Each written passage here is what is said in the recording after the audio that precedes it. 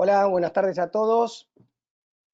¿Cómo están? Ahí veo que hay bastantes asistentes. No sé si me pueden oír, alguien me puede escribir. Acá tienen un chat ahí en la plataforma para escribir. A ver si me pueden avisar si están oyendo bien.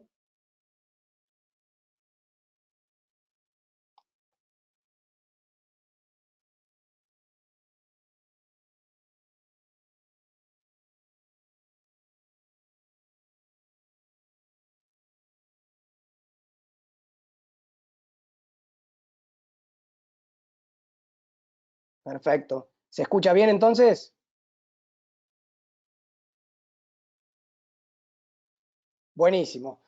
Bueno, ante todo, muchas gracias por participar acá del webinar. Mi nombre es Jorge Castellar, para aquellos que no me conocen, yo soy miembro del equipo de BrickSafe. La idea un poco de hacer esta presentación era, bueno, básicamente, valga la redundancia, presentar un poco nuestra compañía brevemente, porque sé que hay muchos de los participantes que ya nos conocen, incluso algunos serán inversores.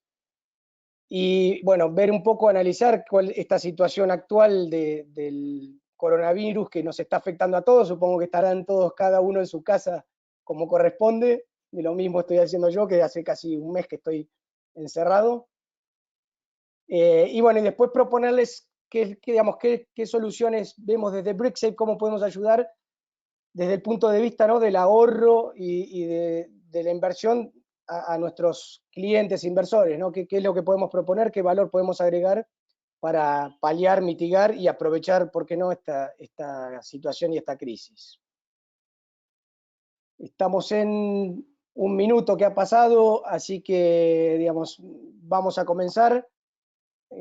Hay gente que todavía se está sumando, pero bueno, para ser justos con los que ya se inscribieron, vamos a empezar con la presentación. No sé si todos alcanzan a ver, si me pueden confirmar, la presentación que yo tengo acá en la computadora. Además de verme a mí, ¿no? ¿No? ¿No se ve? A ver si puedo compartir. Vamos a ver ahora.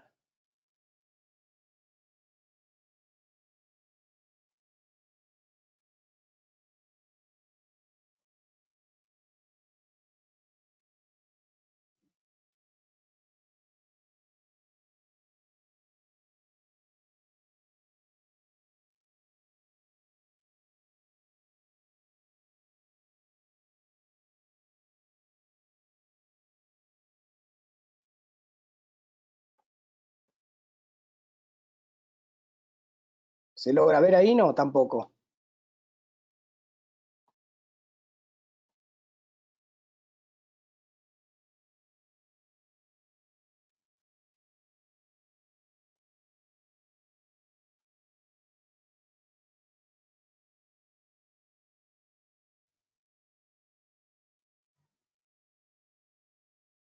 Perfecto. Bueno, entonces vamos a empezar, así no perdemos tiempo. Les decía, vamos a hacer una breve presentación de BrickSafe. Es lo primero que vamos a ver. Después vamos a ver un poco, como les decía, el panorama del coronavirus, cómo impacta en la economía en general en términos globales, qué proponemos nosotros como solución para los ahorros y la inversión de nuestros clientes, oportunidades puntuales, y obviamente quedar abierto para preguntas que pueden escribir después en el chat y yo voy a ir respondiendo las que pueda. Entonces vamos a hablar de BrickSafe. BrickSafe, digamos, es una plataforma global de inversiones inmobiliarias que se ocupa de buscar oportunidades dentro del segmento que llamamos residencial.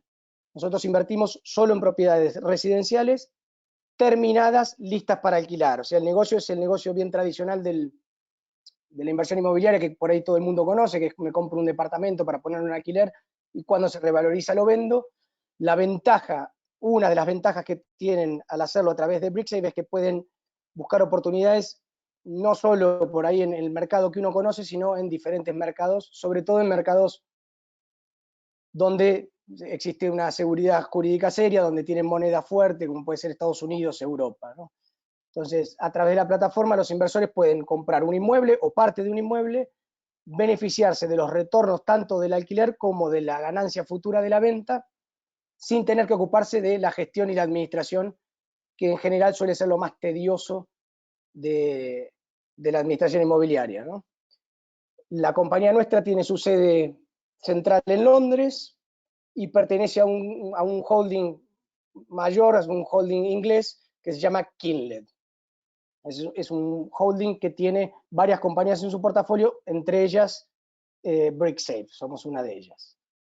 Obviamente invito a aquellos que todavía no nos conocen, que no nos vieron, lo que sea, a entrar en bricksafe.com, ahí está toda la información de nuestra compañía. Yo igual finalmente después voy a dejar mis datos, mi WhatsApp y mi email por si quieren, digamos, contactarme directamente, profundizar más, avanzar, etcétera, pero no quiero tampoco aburrir con una presentación general así a los que ya nos conocen y no les quiero hacer perder el tiempo. Vamos a avanzar, vamos con el tema del coronavirus. El coronavirus que tanto está en nuestra mente y en nuestro día a día hoy, ¿no? Que estamos todos encerrados. Entonces, vamos a ver el punto de vista puntualmente, conectar cómo el coronavirus impacta directamente en la economía y a qué se debe ese impacto, ¿no? Vamos a hacer una conexión ahí de lo que es el impacto, digamos, sanitario, para llamarlo de alguna manera, y el impacto económico que tiene. Obviamente todo esto se genera a raíz de un impacto sanitario, ¿no? De un virus que se expande, que en principio no hay vacuna, no hay tratamiento, no hay cómo contenerlo, y entonces los diferentes países, escuchando por ahí digamos, las sugerencias o digamos, las indicaciones de los expertos en salud o los expertos en este tema, van tomando diferentes medidas que restringen la actividad económica, ¿no? ¿A fin de qué lo hacen? Bueno, siguiendo los consejos de los especialistas en salud, para detener o por lo menos, digamos, demorar la contaminación o la propagación de este virus en todas las personas, para evitar generar un contagio masivo en muy poco tiempo que después luego afecte los sistemas sanitarios de los distintos países, ¿no? Entonces, con ese sentido es que los gobiernos, en mayor o menor medida, no nos vamos a poner puntualmente en qué país tomó cuál medida tal, pero sí, en mayor o menor medida, lo que se genera es una restricción a la actividad económica. ¿Para qué? Para poner una restricción a la movilidad de las personas, ¿no? Entonces, obviamente, ¿qué es? Lo primero, cerramos los comercios, algunas fábricas, digamos, el famoso quédate en casa para no movernos. Todo eso genera que las personas que no podamos producir, aunque queremos producir, hay incentivos a producir, pero no podemos producir por estas restricciones. Y eso tiene un impacto directo en los ingresos, tanto de los trabajadores como de las empresas. O sea, tanto empresas, empresarios, como trabajadores ven reducidos sus ingresos, y al ver reducidos sus ingresos, bueno, se ven en una incertidumbre y se genera un segundo impacto, ¿no? Que es lo que se llama en economía un shock de demanda negativo. O sea, empieza porque no puedo producir, no puedo generar ingresos, y si yo no produzco, no vendo, si no vendo no cobro, si no genero ingresos no puedo gastar. Entonces, ese shock de demanda negativo, que es básicamente no puedo consumir o resigno consumo, en rigor resigno de consumir ciertos bienes y servicios para acumular liquidez o para tener mi fondo de reserva ante cualquier eventualidad, dada la incertidumbre que se genera de que no sabemos qué va a pasar, cuándo va a pasar, cuánto va a durar, voy a tener trabajo, no voy a tener trabajo, voy a cobrar, etc. Toda esa incertidumbre hace que las personas y todos querramos tener liquidez y no consumamos. Ahora, el no consumir ese genera un problema segundo, que es que acaba afectando también a aquellas actividades que mismo con el coronavirus se podrían seguir llevando adelante. Por ejemplo, vamos a suponer, no sé, una persona que hasta antes de todo este problema estaba tomando, no sé, clases de idioma, o clases de inglés, asistía al instituto de inglés, de repente ese instituto de inglés, por causa de estas restricciones, cierra. Sin embargo, los profesores dicen, bueno, yo puedo seguir dando como estamos haciendo este webinar, puedo seguir dando las clases de forma online. Y eso está perfecto, pero ¿qué sucede? Muchas personas dicen, sí, buenísimo, puedo seguir tomando clases online, pero tengo restringidos mis ingresos, con lo cual voy a dejar de gastar por el momento en clases de inglés y me lo voy a guardar por las dudas si algo pasa en este periodo de tiempo. Y ahí, digamos, lo que quiero reflejar es que mismo ciertas actividades que podrían estar llevándose a cabo con el coronavirus, independientemente del coronavirus, se ven afectadas por esta caída de su demanda, con lo cual acaba afectando en rigor a toda la economía, ¿no? Esto afecta a la producción en general y a la economía total en un parate de la actividad económica. Eso es básicamente lo que pasa. Esto ya es un problema, digamos, bastante grave, porque lo que hace es, digamos, en el peor de los escenarios, digamos, genera un empobrecimiento, en el mejor deja de generar riqueza, ¿no? Entonces, a todos, en términos globales, se ve afectado, ¿no? Ahora, son estos dos efectos, ¿no? A raíz de este coronavirus, que genera un parate de la producción y consecuentemente un parate de la demanda, son efectos que desaparecerían rápidamente una vez desaparecido el coronavirus. Son efectos que se pueden revertir rápidamente. Digamos, si bien son graves, la salida no es tan difícil una vez el coronavirus desaparezca. Y esto en gran parte se debe digamos, a una cuestión tanto por el lado de la oferta como por la demanda, porque los agentes, una vez que pasado el problema del coronavirus salimos a producir, podemos generar una extra producción, esforzándonos más, trabajando más, haciendo más horas, lo que fuere, por todo lo que no trabajamos antes, más lo que vamos a trabajar ahora. Entonces eso incrementaría la actividad. Y por otro lado, la demanda lo mismo, ¿no? Del lado de la demanda vamos a salir a gastar toda la que no nos gastamos y la que queremos gastar ahora, con lo cual serían dos problemas que en general no debería ser difícil de salir una vez terminado el problema del coronavirus. Lo que puede ocurrir posteriormente, si se incrementara o digamos, si se extendiera o si siguiera este problema, esta pandemia, es que esto acabe afectando luego la liquidez de las personas y pudiera generar una crisis financiera, que ese sería el peor escenario, digamos, un escenario que en principio a priori podríamos decir que no vemos. ¿Cómo se generaría eso? Digamos, la persona obviamente que no genera ingreso comienza a comer su ahorro, su capital o lo que fuere, porque el taxímetro, digamos, el reloj de las deudas le sigue corriendo. Entonces tiene que seguir afrontando deudas, tiene que seguir haciendo ciertos pagos que no los puede postergar. Entonces eso acaba comiéndole la liquidez al agente económico, ¿no?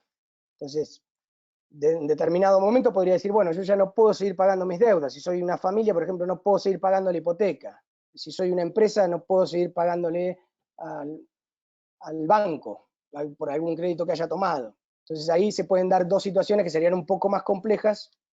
Y por un lado es que, digamos, básicamente el deudor no pague y el acreedor le liquide los activos que tenga el deudor en ese momento. Por ejemplo, si, no sé, si yo estaba debiendo una hipoteca, no la puedo pagar, que venga el banco y se quede con mi casa. O si soy una empresa, que venga el banco y se liquide mis instalaciones, mi planta industrial, mi maquinaria, lo que fuere. O podría darse el otro caso, que es que, digamos, sea el acreedor el que no cobre. En ese caso, es como, digamos, yo dejo de pagar, no me expropias nada, no te apropias de mis bienes, y sos vos el que no cobrás. Ahí se generaría otro problema, que sería, en general, digamos, en las economías, el principal acreedor de una economía es el sistema bancario, en general, ¿no? También es el principal deudor. Entonces, si los bancos, por ejemplo, no pueden ejecutar o no se pueden cobrar de sus deudores, lo que va pasando es que se descapitaliza y luego no puede pagar, el propio banco no puede hacer frente a las deudas que tiene, que en general las deudas son ni más ni menos que los depósitos de la gente, ¿no? Entonces, ahí sería un problema agravado. De momento, no parece ser que ese problema pudiera llegar a venir, porque los gobiernos, ante experiencias anteriores, si vemos fundamentalmente en Estados Unidos, ¿no? Con el paquete trillonario de Trump, están tomando medidas ya para justamente evitar este problema de falta de liquidez, ¿no? Entonces, por ejemplo, qué sé yo, medidas que pueden tomar es inyectar liquidez al sistema bancario para que pueda refinanciar las deudas que tengan las empresas y familias, qué sé yo, bajar impuestos a las empresas para que con ese dinero puedan afrontar otras deudas con otros particulares, en fin, diferentes tipos de medidas para justamente evitar lo que podría ser una crisis de liquidez, ¿no? Eso, y digamos, eso aparentemente no parecería ser un problema, al menos en términos globales, sobre todo basándonos en la economía de Estados Unidos, que tiene a su vez otra ventaja para recuperar. Primero que tiene que, cuando hay crisis, crece la demanda por activos americanos, por dólares, con lo cual la política monetaria tiene cierto margen de maniobra para emitir sin generar un problema inflacionario, y además tiene una economía con muy poca fricción, muy flexible, tanto en el sector laboral como en el sector de innovación, con lo cual es una economía que de hecho ha demostrado, después de la crisis subprime, cómo se ha recuperado y sobre todo cómo han surgido innovaciones y empresas nuevas, que yo conocemos, no sé, Airbnb, Uber, hay un montón de compañías que nacen justamente en la crisis. O sea, Estados Unidos ha demostrado ser un país que se reinventa y sale bastante rápido de la situación. Con lo cual, el panorama de crisis financiera a priori podríamos decir que no se ve. Respecto al mercado inmobiliario, bueno, el mercado inmobiliario en general es un mercado muy heterogéneo, ¿no? Con lo cual va a afectar en diferentes medidas, puede ser mismo incluso dentro de un país, a una ciudad o a otra, independientemente. Por ejemplo, no sé, una ciudad donde se hayan más afectados por coronavirus que otra, en fin. Entonces, el mercado no va a ajustar todo parejo y todo al mismo tiempo, lo que hace que aparezcan ciertas oportunidades en ciertos sectores, ¿no? Eso es un poco lo que queremos ver, digamos, lo que vamos a mostrar ahora a continuación, de qué es lo que nosotros entendemos que es momento para hacer ahora, ¿no? Nosotros lo que entendemos que hay que buscar ahora como inversores, como ahorristas, lo que sea, es en una situación actual que está llena de incertidumbres, bueno, previsibilidad, estabilidad y, si es posible, garantía de flujos futuros de fondos, ¿no? Bueno, estoy en total incertidumbre, ¿cómo puedo hacer yo para, aunque sea una parte de mis ahorros, garantizarlos que me van a generar un ingreso estable en una moneda confiable a lo largo del tiempo, ¿no? Para atravesar esta situación y obviamente después aprovechar oportunidades futuras que van a aparecer con seguridad en poco tiempo, ¿no? Entonces, para eso, digamos,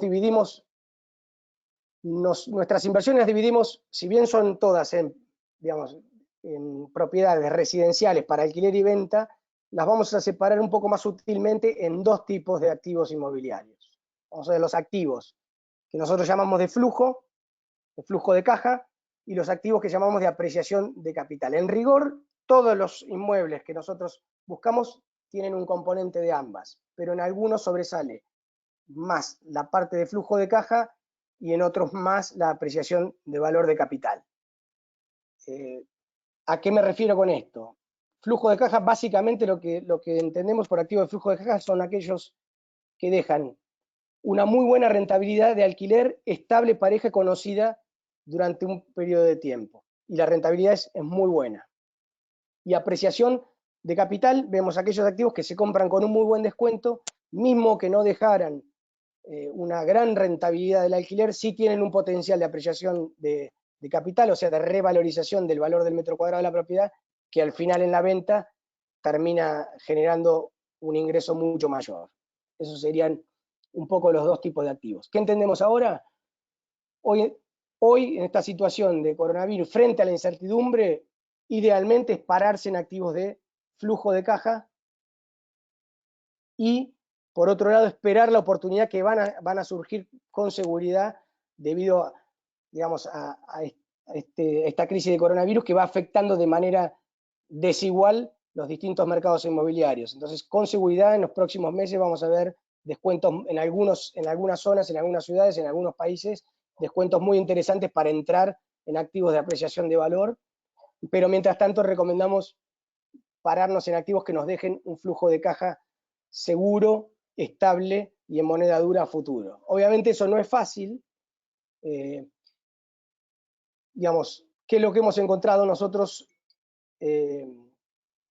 hace ya básicamente un año, probablemente, que estamos buscando oportunidades en Detroit?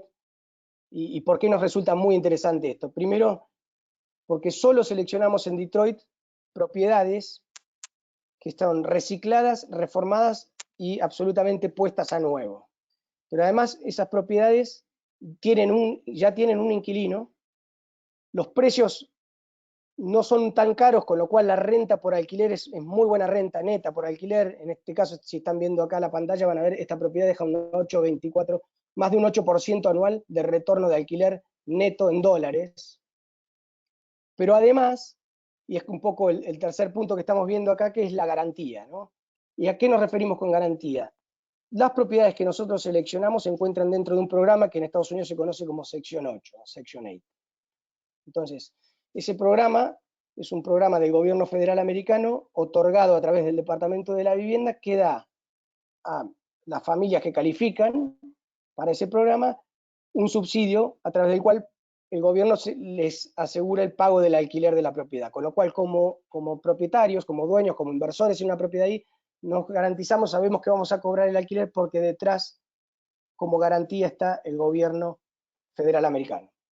Entonces, ese es un activo que es muy interesante para aprovechar ahora, para generar un flujo de caja estable, seguro, en dólares a futuro y garantizado por el gobierno americano.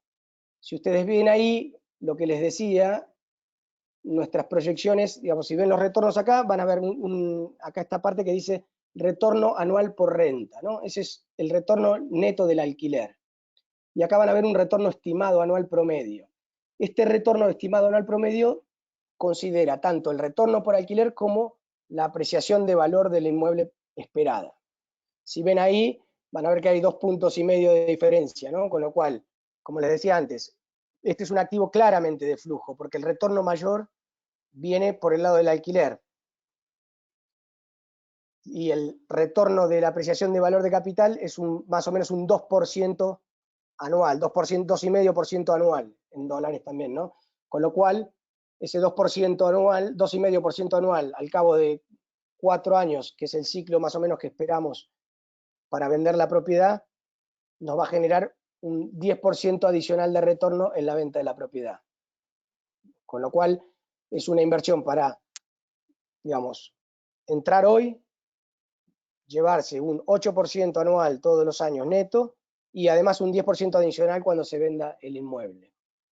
Este es un poco lo que estamos viendo hoy como oportunidades para, digamos, no solo mitigar esta parte de esta crisis o esta incertidumbre, si se quiere, global, garantizando ese ingreso, y por otro lado, prepararse para las buenas oportunidades que van a venir con descuento en los próximos, seguramente los próximos meses.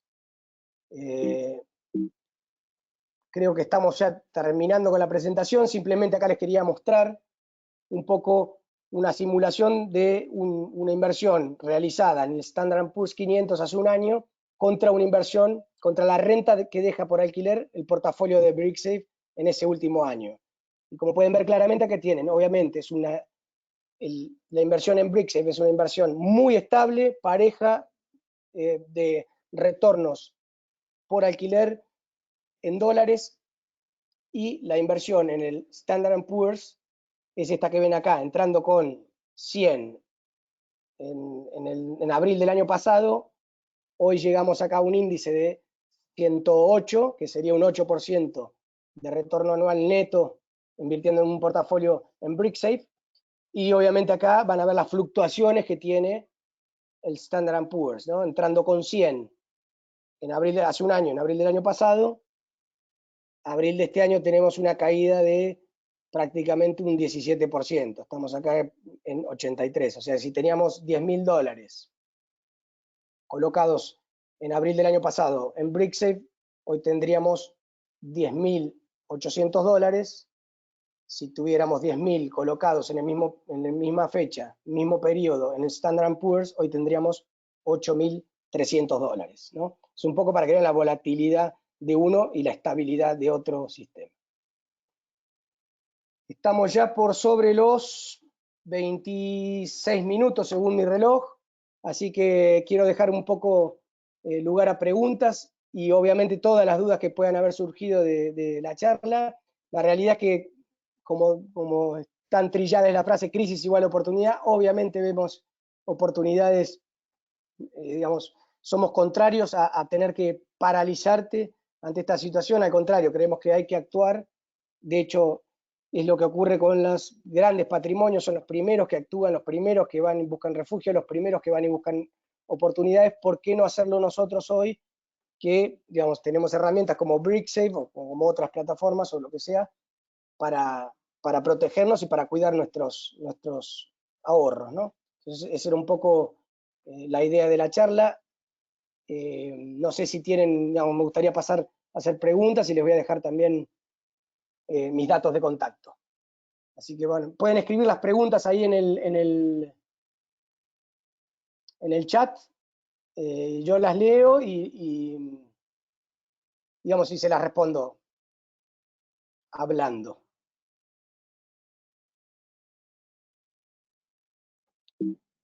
Denme un minutito que tengo que leer, perdón, perdón.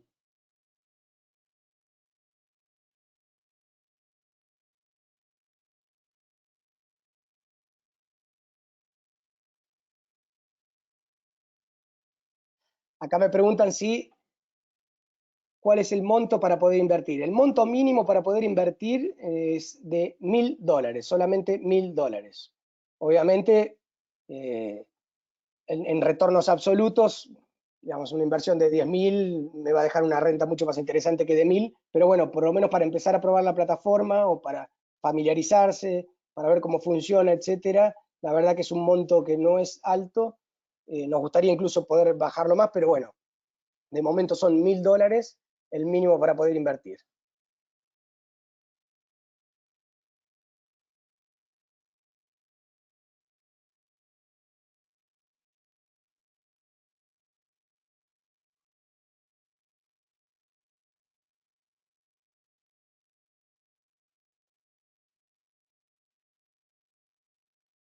Acá me pregunto también si la renta se cobra mes a mes. La renta dentro de la plataforma nuestra van a tener un panel de control donde todos los meses se va a ir acumulando y devengando el retorno proporcional del alquiler de ese mes.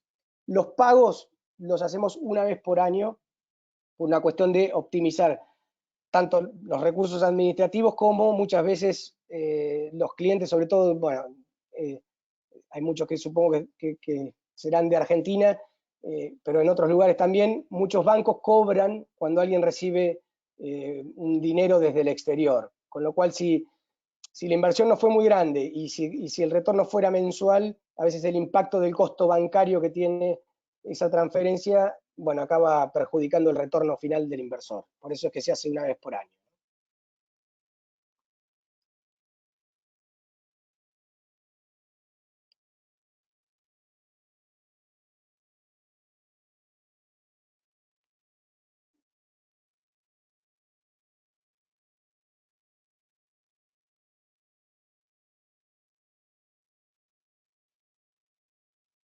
¿Cuáles son los riesgos que le ves en el corto y medio plazo a este negocio? La realidad, riesgo, digamos, como riesgos que hay básicamente son riesgos de mercado. El mayor riesgo que puede llegar a haber es alguna depreciación en el valor de la propiedad. Pero siempre que la inversión, por eso destacamos acá digamos, el objeto de invertir en esta situación en lo que es el activo que llamamos de flujo, ¿no? Aquellos que dejan más renta por alquiler que apreciación de valor. Justamente por eso es que recomendamos eso, porque incluso habiendo una caída, vamos a suponer, compramos una propiedad en 100.000, para ponerlo en números redondos. Esa propiedad en 100.000 nos deja $10.000 por año de retorno, un 10% neto. Puede ser que en el camino esa propiedad caiga en valor y caiga a, no sé, 90.000. Pero bueno, siempre tenemos un plazo de recuperación del valor y durante ese tiempo siempre me sigue generando esos $10.000 a mí. Con lo cual, dentro de todo, siempre son un 10% del retorno de lo que yo puse, hasta tanto no salga y no venda esa propiedad, ¿no? Hasta tanto no haga líquida esa inversión. Con lo cual, como el plazo nuestro de inversión está pensado para 4 años, ahí tiene un tiempo incluso ante una caída para darle el tiempo al mercado a recuperar. Con lo cual los riesgos son realmente muy, muy bajos. Sumado al hecho de que el alquiler en el caso de Detroit y de las propiedades puntualmente que nosotros elegimos, tienen esa garantía del sección 8, ¿no? del programa de sección 8. No sé si respondí ahí a la pregunta.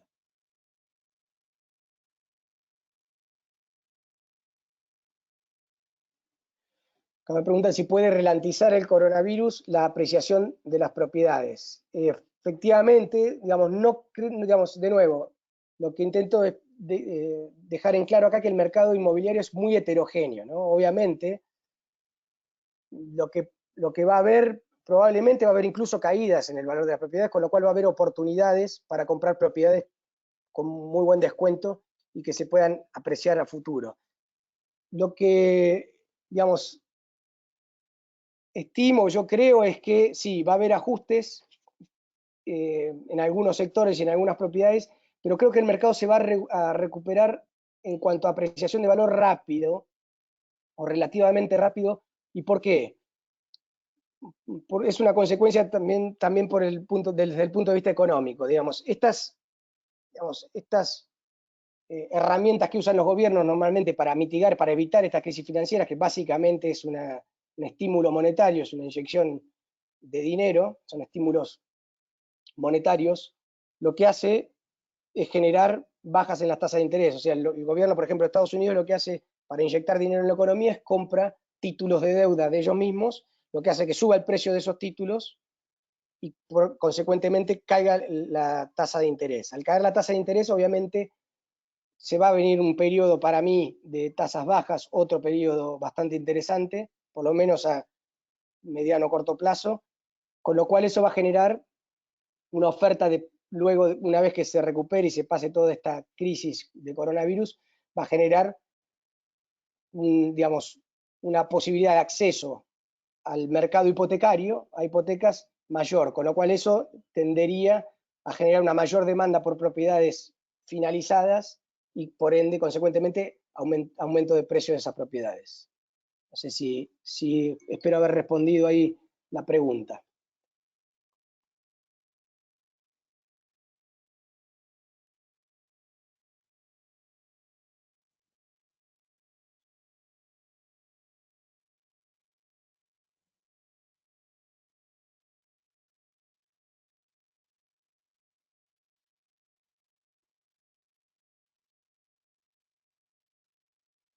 Vamos a ver acá otra.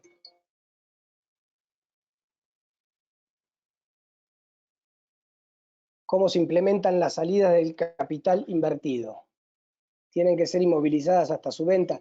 La realidad es que, digamos, no necesariamente. Sí, yo recomiendo muchos seguramente han invertido conmigo, algunos de los que están hoy oyéndonos, siempre me van a escuchar que yo digo, si querés invertir en BrickSafe y crees que vas a necesitar cierta liquidez en los próximos 4 años, no inviertas todo el monto que tenías pensado, invertí un poco menos y pensá que este monto va a quedar inmovilizado por 4 años.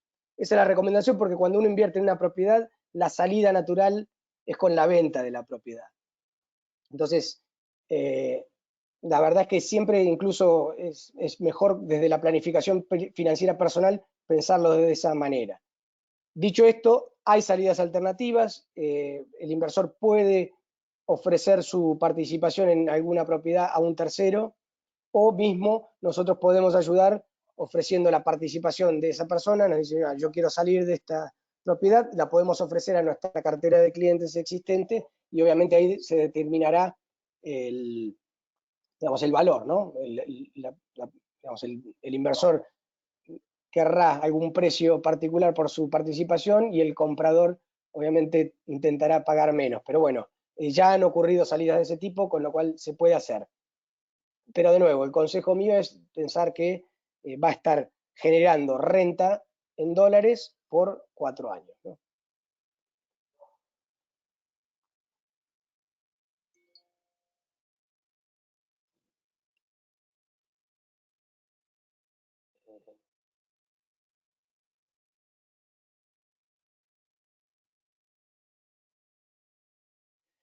Me preguntan por el programa sección 8. El programa sección 8 sigue en Estados Unidos. Digamos, inclusive no se sabe todavía si incluso no se va a expandir incluso más, ¿no? Si no se va a aumentar. Pero por el momento el programa sigue, está vigente. Está vigente, de hecho es un programa dentro de una ley, ¿no? Es la sección 8 de una ley de vivienda.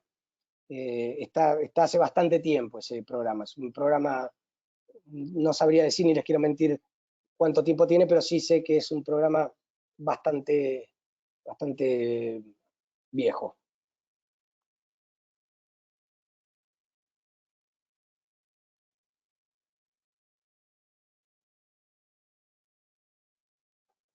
¿Se oye ahí?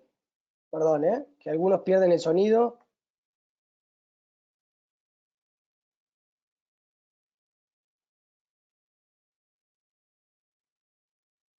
¿Se oye?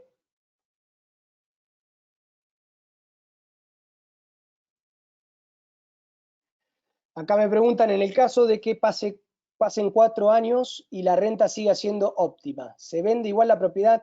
Excelente pregunta. La realidad es que el horizonte temporal de 4 años es un poco para darle también un horizonte de liquidez a los inversores. Dentro de una propiedad puede haber varios inversores que estén compartiendo ese inmueble y con diferentes necesidades. Puede haber algunos que, no sé, van a necesitar liquidez, otros que quisieran quedarse, otros que les es indistinto, lo que fuere. Ahora, la realidad es que nosotros tenemos que poner un horizonte de liquidez y la propiedad se vende luego de 4 años. Obviamente tenemos la potestad de decir, si, no sé, por ejemplo, pasan 4 años y la propiedad eh, no se revalorizó o incluso cayó de precio, no es momento de vender, bueno, la podemos seguir manteniendo por más tiempo hasta que el mercado se recupere y poder venderla sin pérdida de capital. Pero en un escenario normal, la realidad es que sí, que luego de 4 años la propiedad se pone en venta. En los casos en que el inversor adquiera una propiedad por su cuenta, o vamos a suponer, un grupo de amigos quiere comprar una propiedad solo entre ellos y hay un decisor, ahí la flexibilidad en la venta es mayor porque ahí en ese caso sería un dueño o a lo sumo unos amigos que son dueños que deciden ellos qué hacer con la propiedad. En ese caso se podría vender incluso antes o incluso la podrían conservar luego de los 4 años, ¿no? Eso es importante aclararlo. Pero en el caso de entrar en una modalidad crowdfunding tradicional común, el límite es 4 años, luego de 4 años se pone en venta.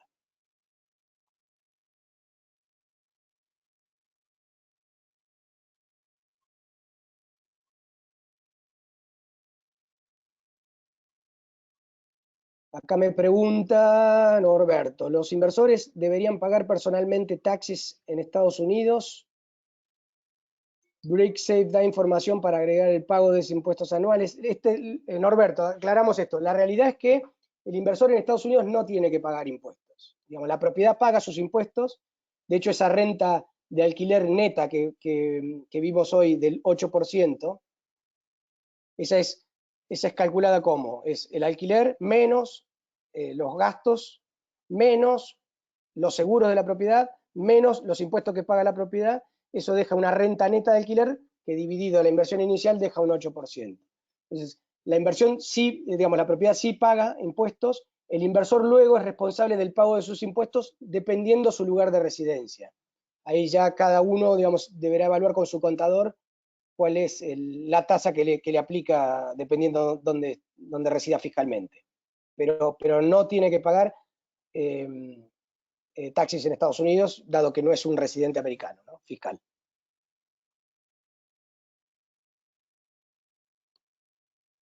Bueno, estamos ya sobre la hora. Voy a ver alguna pregunta más. Algunos puede ser que no les haya respondido, etcétera. Hay muchísimas preguntas.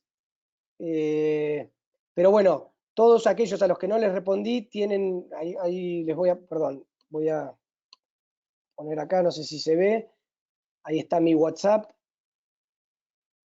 para que me puedan escribir directamente, coordinamos una llamada, lo que sea, aquellos que quieran profundizar más, saber más, no hay ningún problema.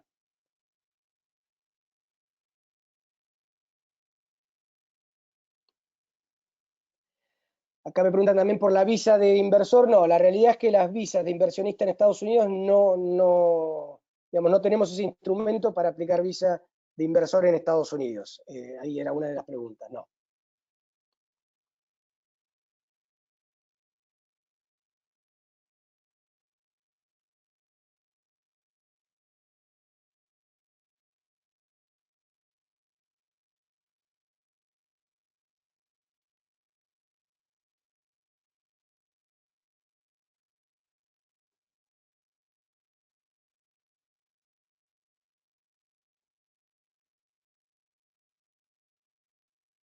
Sección 8, ¿cómo funciona? Creo que más o menos lo expliqué, pero si veo la pregunta quiere decir que por ahí no lo expliqué, no fui del todo claro. Sección 8 es un programa que se llama, es un subsidio, pero se le llama un programa de vouchers, ¿no? Por ahí en algún programa de televisión en Argentina incluso se habla mucho de implementar vouchers a la educación, etc. ¿Qué significa un programa de vouchers? Es lo que se conoce básicamente como un subsidio a la demanda. O sea, el gobierno entiende que hay familias que por ahí no pueden acceder a una casa propia o no pueden ni siquiera pagar el alquiler de una propiedad, pero sí tienen trabajo, sí tienen una actividad que les genera algún tipo de ingreso. Entonces, a esas familias que califican, obviamente no conozco con exactitud todas las evaluaciones que le hará el gobierno americano para calificar dentro del programa, pero bueno, llegado el caso, lo que hace el gobierno califica a la familia. Si esa familia califica, lo que le da es un voucher. Esa familia luego va a alquilar una casa, que esa casa tiene que estar inscripta dentro de este programa sección 8, y ese voucher le paga, puede pagar parcial o totalmente el alquiler de la propiedad, dependiendo esa familia a cuánto llega, ¿no? A cuánto califica. Pero es como un sistema de voucher. Ahí es en vez del gobierno subsidiar la oferta de propiedades, es decir, por ejemplo, darle el dinero a algún desarrollador que fabrique, que se ponga a construir casas para hacer vivienda social, es al revés. Acá se le da al que tiene la necesidad la posibilidad de, digamos, de alquilar una propiedad, la que le guste, y el gobierno le paga parte o todo el alquiler. Bueno, estamos en tiempo, así que nada, los voy a tener que dejar. Espero podamos repetir, espero feedback. Lo que les interese es que hay un millón de preguntas ahí que quedaron sin responder, pero obviamente está abierto mi WhatsApp para que me contacten directamente o me mandan mail o lo que sea. Yo los llamo, los contacto, nos escribimos y estamos en contacto directo. Eh, Obviamente veremos ahí el feedback que nos dan e intentaremos repetir y hacer algunos otros webinars con algún otro tema o asunto relevante que sugieran ustedes también. Así que me despido, muchas gracias por todo y espero que haya sido claro y la hayan pasado bien. Hasta luego.